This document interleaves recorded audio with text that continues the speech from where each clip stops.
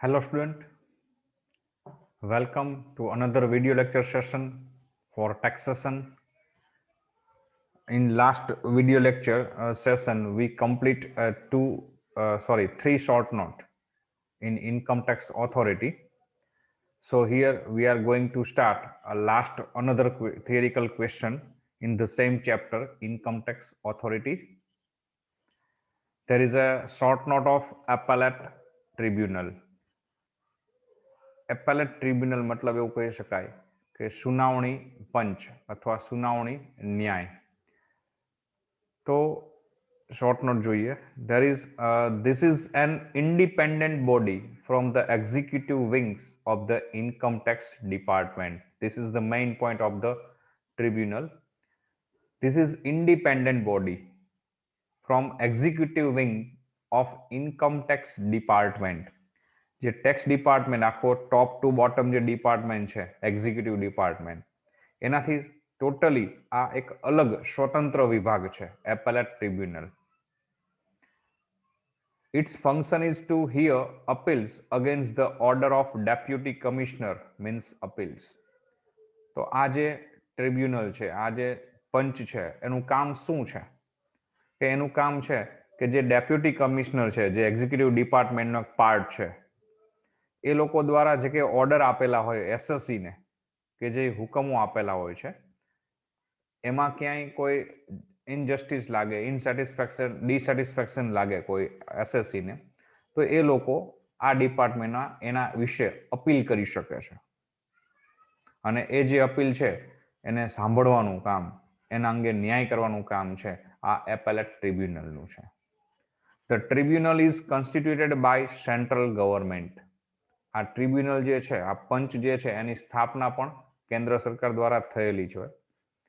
It's function under the ministry of law. આ જે સંસ્થા છે, આ જે મંડળ છે, કે જે આ પંચ છે, એ જે કાર્ય કરે છે એ અંડર ધ મિનિસ્ટ્રી ઓફ લો, કાયદાની અંડરમાં કામ કરે છે, કાયદા વિભાગ છે એની હેઠળ કામ કરે છે. The tribunal consists of two classes of members,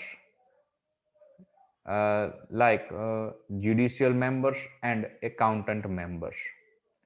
જે આ પંચની રચના થયેલી છે એ પંચમાં બે પ્રકારના સભ્યો હોય છે, જેમ કે જ્યુડિશિયલ મેમ્બર્સ એટલે ન્યાયિક વિભાગના સભ્યો, એન્ડ એકાઉન્ટન્ટ મેમ્બર એટલે હિસાબી વિભાગના કે હિસાબી શાખાના સભ્યો. The central government may appoint as many judicial and accountant members as it may think fit.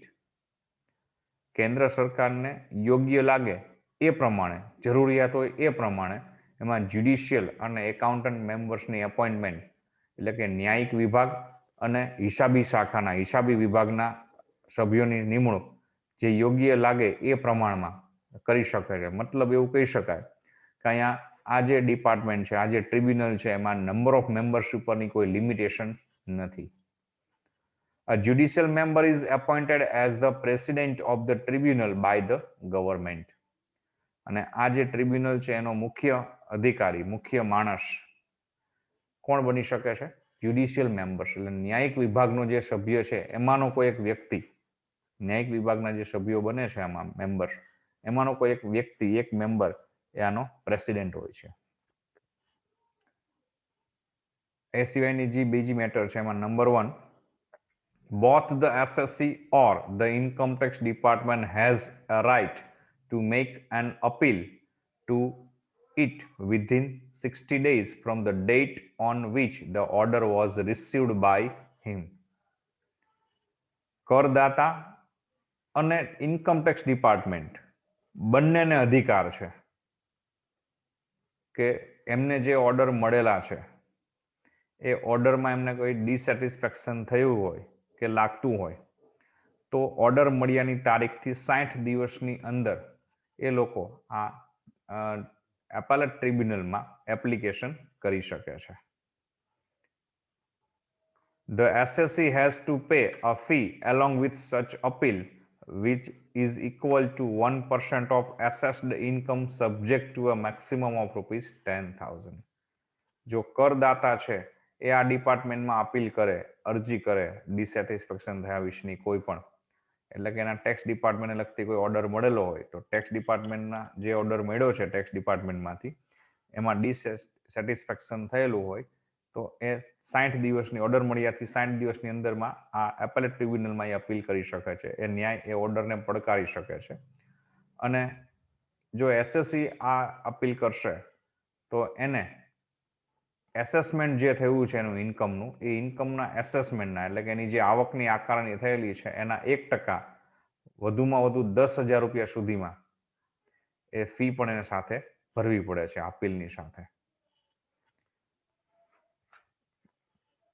Number 2, the order passed by the tribunal on question of fact is final and conclusive. બહુ અગત્યનો મુદ્દો છે કે આ tribunal દ્વારા જે judgement આપવામાં આવે છે, કે જે ઓર્ડર આપવામાં આવે છે, સત્યને લગતા જે કાર્યો, ફેક્ટ મતલબ હકીકત જે રજૂ કરવામાં આવે છે એ ફૂલ એન્ડ ફાઇનલ સામાન્ય રીતે ગણાય છે. અને કન્ક્લુઝિવ એ આખરી ચુકાદો છે, એ ફાઇનલ ચુકાદો છે. પછી સામાન્ય રીતે એને ફરી ક્યાં આથી ઉપર અપીલ કરી શકાતી નથી. But on the question of law a reference can be made to the high court.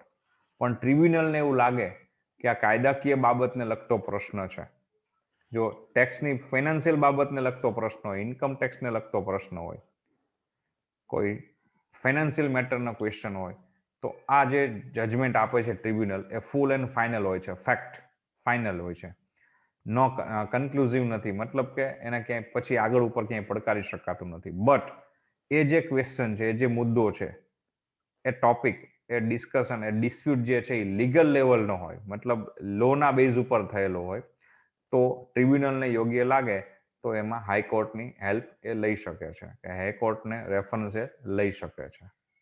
Number 3, if the tribunal refuses to make a reference to high court, the aggrieved party can itself make an appeal directly to the high court.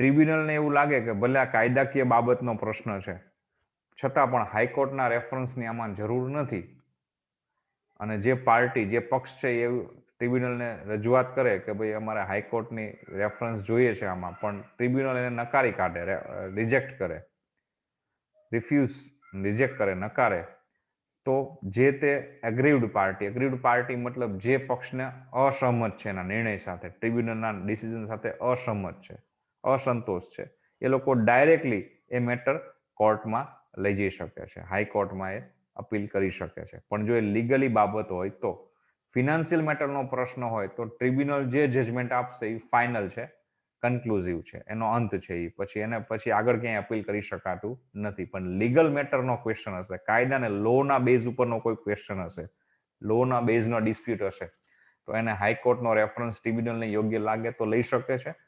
Tribunal એને refuse કરે પણ પાર્ટીને એવું લાગે કે આમાં હાઈકોર્ટના રેફરન્સની જરૂર છે, તો પાર્ટી પોતે ડાયરેક્ટ એ હાઈકોર્ટમાં એની અપીલ કરી શકે છે.